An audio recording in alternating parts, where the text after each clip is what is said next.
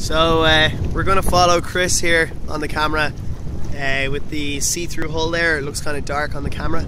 Just see what kind of decisions he makes going upwind.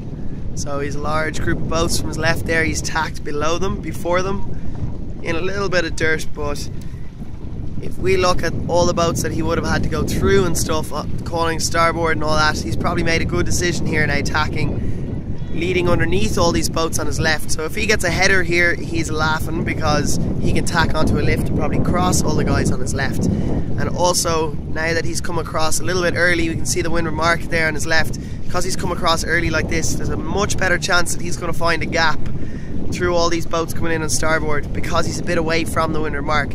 Now if he had waited and gone left further and then tacked, so he's pretty much on the left ley line, he'd probably have an awful hard time trying to find a gap up at that windward mark to tack and be able to go around the windward mark. So he's made a really good decision here now.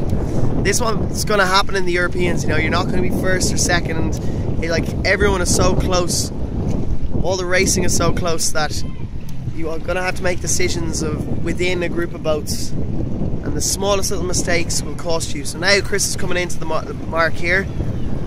You can see that the gaps, there's no real gaps around him. People are starting to line up, and now he's one of the guys who calls starboard on someone. Look at all these boats here coming in on port. They're in trouble, they're bearing away, everything. And Chris would have probably been one of those boats if he had stayed going left, but he came back across, he tacked underneath the group, and he's laughing, and he is now, where is he? There he is, just loosening the sprint there.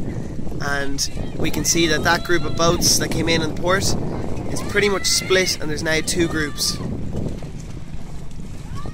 So really good little tactical decisions there from Chris. And stuff to remember when you're in a large group of boats coming to that windward mark. You really have to think, how am I going to do this with as little hassle as possible? You don't want to get in the mix, you don't want to have to be shouting, you don't want to be, you know, the fella who's going, oh no rights there and blah blah and protest this, protest that. You just want to be the guy who's able to sail in there, get out the other side without any hassle. And look at him now, he has loads of options. Everyone else is in little groups and stuff like that. He's come out. He also made a decision to move left away from that group, which was probably a good idea as well. If we can imagine this on a bigger course. He's out here now, looking behind him. There's not many people behind him.